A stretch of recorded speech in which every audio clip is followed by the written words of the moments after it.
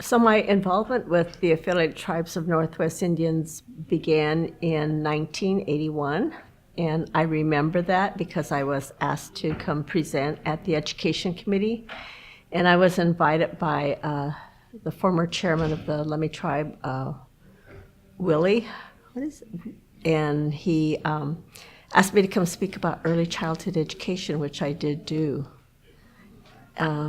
And I remember that because I was pregnant with my youngest son, who's now about 30 years old. So that's my mark with the Affiliated Tribes of Northwest Indians. And again, the individual was Willie Jones. He was the chair of the Education Committee then.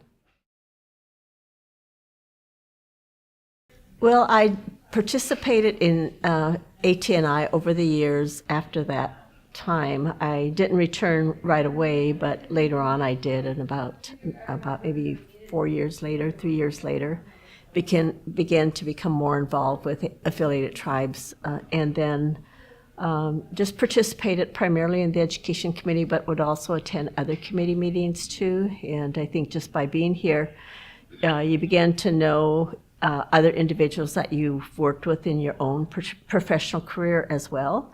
And so just got to see and visit with people and talk about the kind of work that we were doing and supporting one another. And eventually I was asked to consider being the chair of the Education Committee, and I did. And so since that time, I've been the chair of the Education Committee. It's been a long time. It's over 20 years, almost 30 years being involved with the Affiliated Tribes of Northwest Indians. In addition to that, for being the chair of the Education Committee, I was also asked to be on the executive board. And so Bruce Wynn of the Spokane Tribe said you'd be an excellent secretary. So I decided to run for the assistant secretary position. And I did get the assistant secretary position, and of course was on the executive board. And then after that, decided to run for the secretary position and got that position. And so that really helped, for me to see the bigger picture, even though I had also been on tribal council and had worked with my own tribe for a number of years. And so it really helped to see the broader picture and the initiatives we are working on and the importance of understanding policies that we are working on as well, not only at the state level, but also the federal level. And so that really I think the role of ATNI and providing that framework and that background was important, and it's also a launching pad for younger people that are coming in to understand the role of tribal governments and also how tribal governments interact with state, federal, and international governments as well.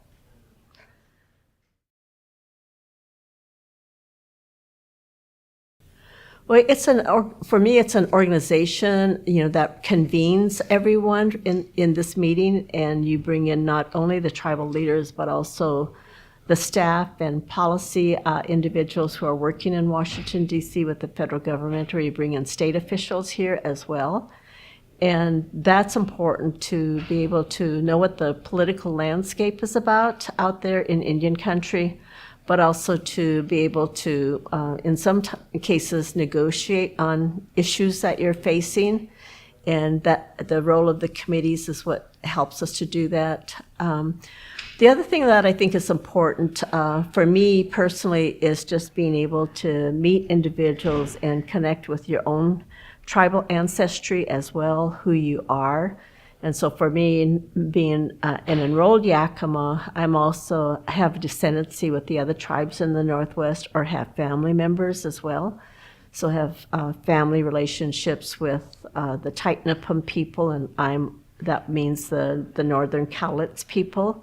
So since we're here in Portland, that would be an immediate connection, as well as the Warm Springs tribe with family and grandchildren there as well. And then going over further up to the other coastal tribes, and then of course Spokane, family descendancy with Spokane as well. So that's all important to me. When you come together, you get to talk with one another about family, and over the years it's been really interesting to see the elders.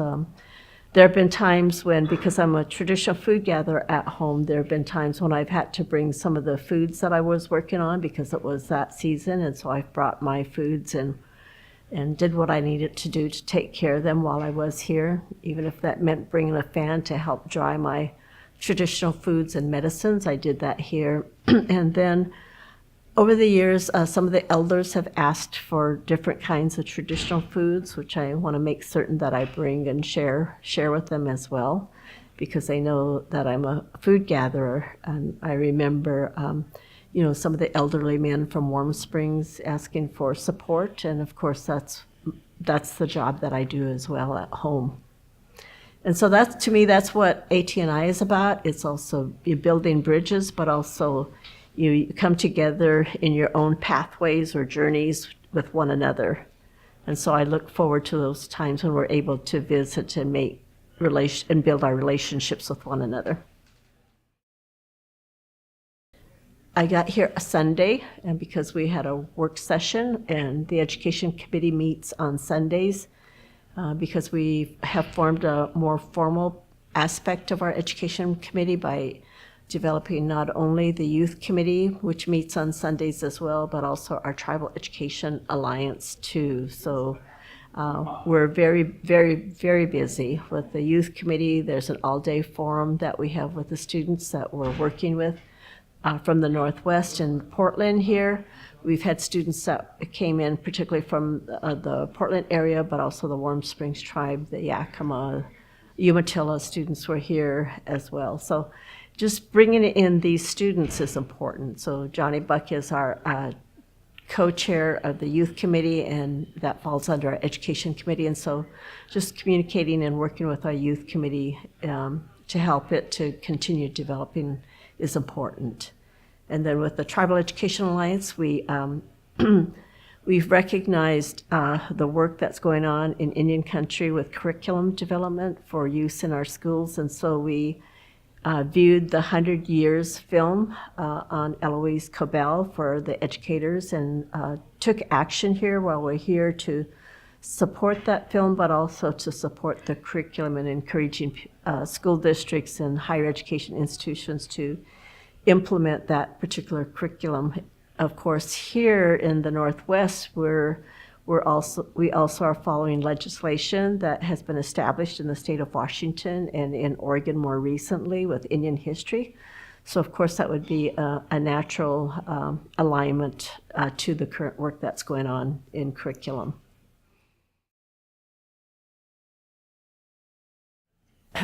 One of the things that I really enjoy here is our cultural night, is being here, learning more about the cultures, even though you have some general understanding. But when the tribes come together from that particular area, in this case we're in the Portland area, so we had the Cowlitz tribe here, we also had the Grand Ronde, and I think one other tribe, I can't remember.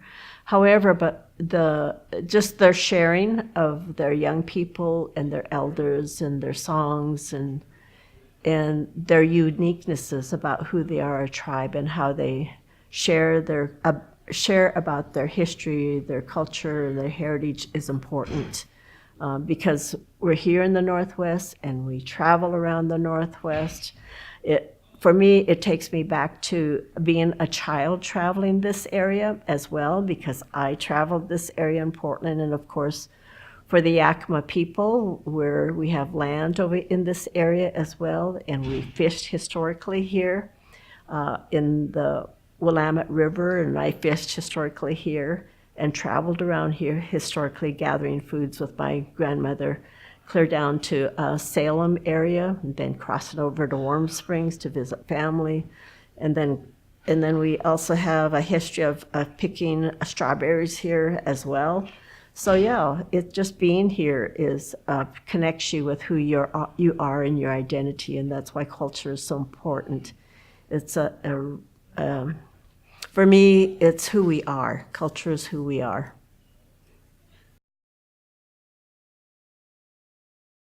Since we began the tribal youth committee here at ATNI, the young people are able to come to this gathering and also understand that they're going to be among tribal leaders and also some of the adults that are working in support of the young people.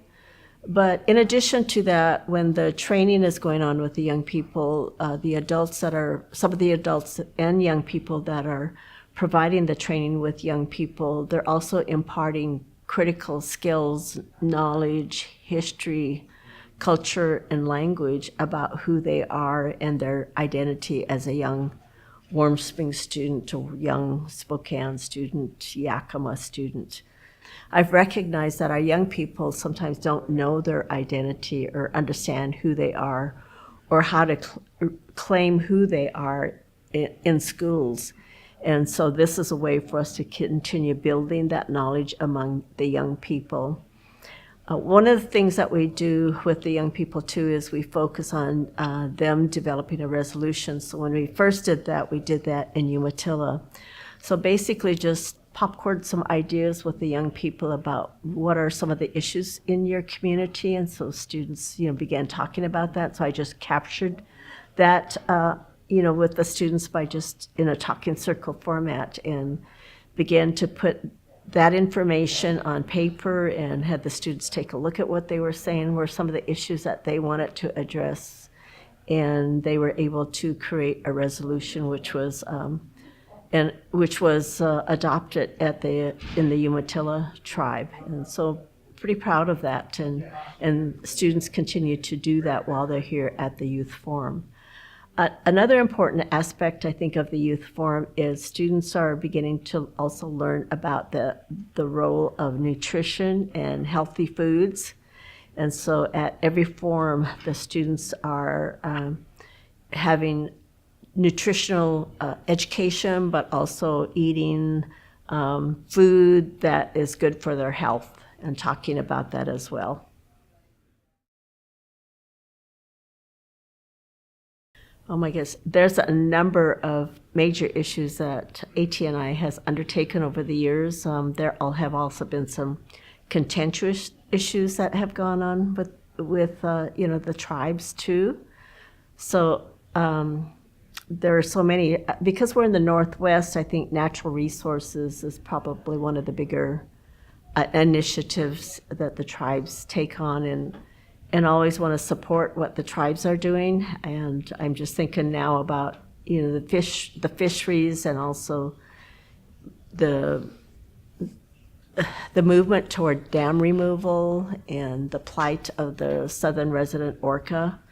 These become highlights in our community, in our tribal communities, but also they become highlighted through the media as well. And so those kinds of issues are important, but also to continue developing the kind of public relations that we need with the non-native community too, because anything I think that the tribes have been involved with, we also recognize the fact that we also are going to build alliances with one another. And I think for ATNI, the alliance building has also been important. So one of the alliances that the tribes built has been with another intertribal organization back east. So that's the Southeast Tribal Alliance. I think that's been important because by building these alliances, you're able to address critical issues that need to be addressed particularly at the federal level. I can't remember the name of the Southeast. I'm going to have to think about that now. But anyhow, just building that alliance itself has been important. And for us here in the Northwest, some of us have had this long history here in the Northwest with working with other organizations, and the Columbia River Intertribal Fish Commission is just one of them, and then also having the National Indian Child Welfare here is another one. And so we continue to support one another, and of course a major issue going on right now is around the Indian child welfare and taking that initiative on as well. And so a lot of that leadership comes here at the national level from the Northwest tribes, and then we follow them to the National Congress of American Indians, and then also to the congressional level. So, providing that kind of testimony is important, and the tribal leaders here in the Northwest have always led the way in Indian country on these major issues. By just being here in Portland, individuals that come here from other places say to me that you guys are very progressive here in the Northwest, and I think we may be progressive, but we also remember where we come from. We always remember our history. We always remember our treaty, and also the ancestors who, laid the foundation for the creation of the affiliated tribes of Northwest Indians. I think over the years, for me, when I first came here, I didn't know who Willie Jones was, and at that time I was working in early childhood education.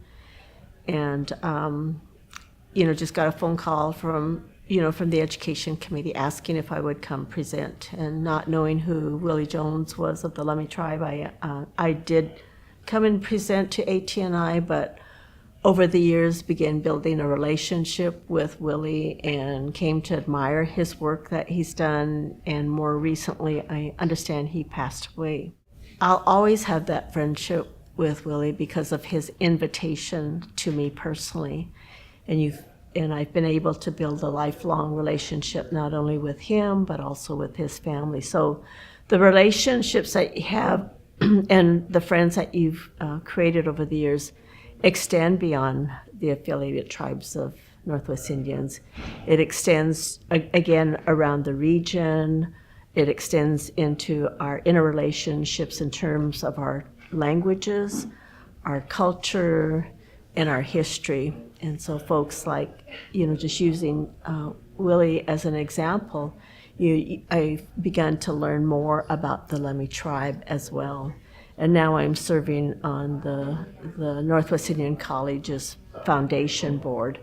And so the impacts that individuals make with one another are lifelong, and I treasure those friendships that have developed over many, many, many years. And those friendships have also evolved to be able to build necessary foundations that we need. For example, in education, we're working here with Education Northwest, and I've been involved with Education Northwest since the 1970s. And so we've built a more formal relationship with them, whereby we have a MOU with them to build our initiatives that are important to us here in the Northwest. And so as a result of that, you build, again, friends, and you work together collaboratively on addressing the initiatives that you've gathered through needs assessments. And every aspect of ATNI is important. So those friends are going to be lifelong.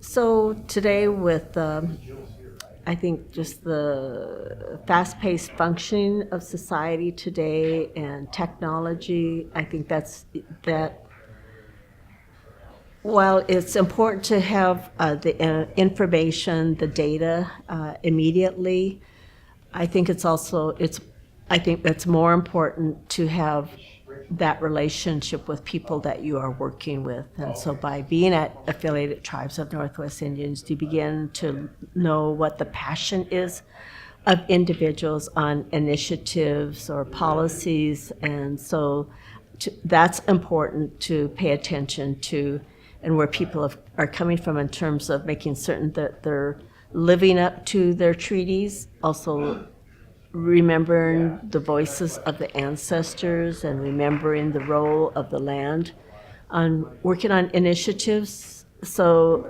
you don't always get that when you're communicating that way. And so while folks might be, in Washington, D.C., you don't always get that kind of frame of reference and background.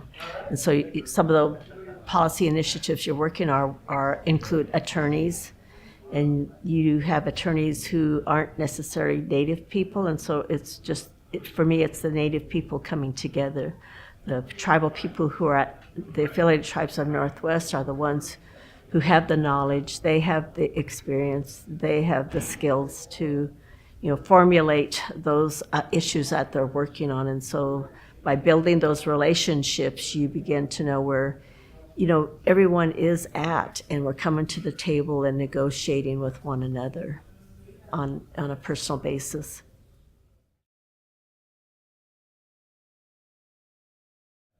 For me, it's important to understand the history of ATNI, and I always go to the preamble of ATNI. That's a part of one of our resolution processes, because it's a link to our past and our history, and the statements that are made in our preamble gives recognition to our faith and our beliefs and the experiences that we face on a daily basis. And it also provides a vision for us for the future as a people coming together collectively. And that's important for people to come together in a collective way where we're moving toward a vision. And that's what I typically, share with people.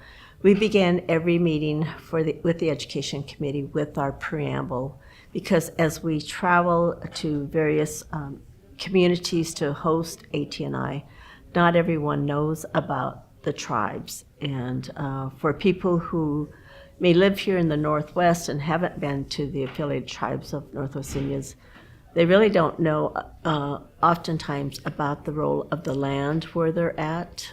They may not know the names of the tribes in the area, and they certainly don't know what maybe where the name of Seattle comes from, or where the name of Yakima or Spokane comes from. That's significant, and people don't understand that background.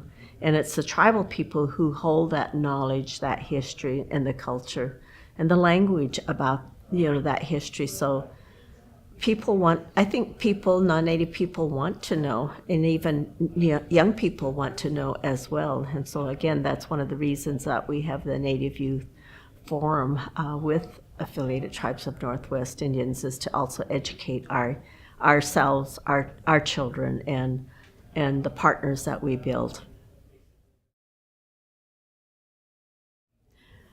At times you see the young people that are here, you see children coming in sometimes, and I've done that occasionally with my granddaughter.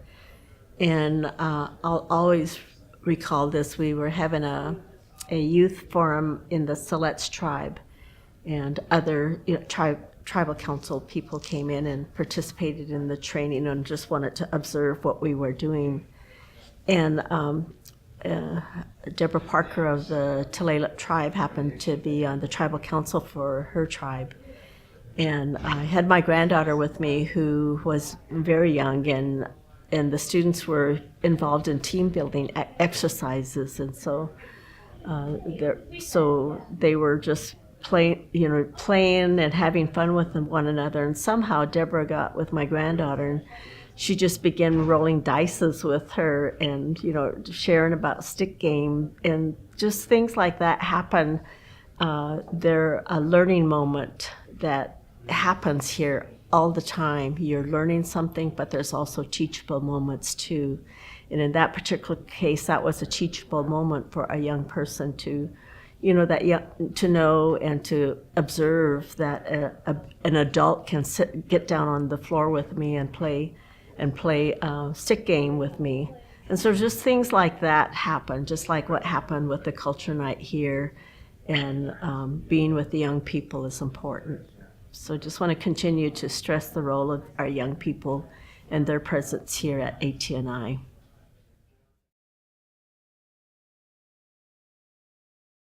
ATNI over the many, many years has been an organization to me that has been very productive, and people have a vision. The tribes have a vision of where they're going, and you have to build those relationships with one another. And it's been an enjoyable experience for me to work with the tribal leaders, and of course being a tribal leader myself formally, and then working on the policy initiatives. I applaud our leadership. I applaud AT&I over the many years that I've been involved, but I also applaud the vision that the leaders had when they were in Spokane to begin AT&I. And I've seen a document that, while we might say that we began in 1957, I believe, but really the discussions began in 1949, in June of 1949, in Spokane. And I've seen a newsletter that shared that information with us, and I think AT&I needs to go back and take a look at that. So AT&I to me has been a very respectful organization that I've appreciated over the years.